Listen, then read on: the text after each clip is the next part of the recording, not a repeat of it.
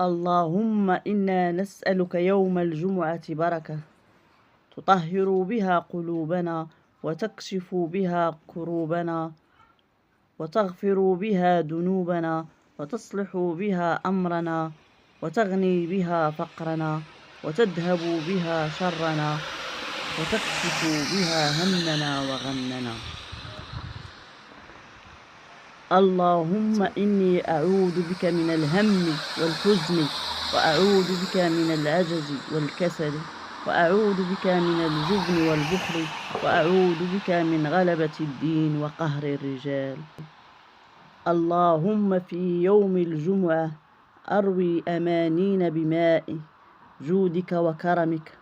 وحقق لنا الأحلام المعلقة واجعلها جمعة خير وعطاء تزهر بها أيامنا يا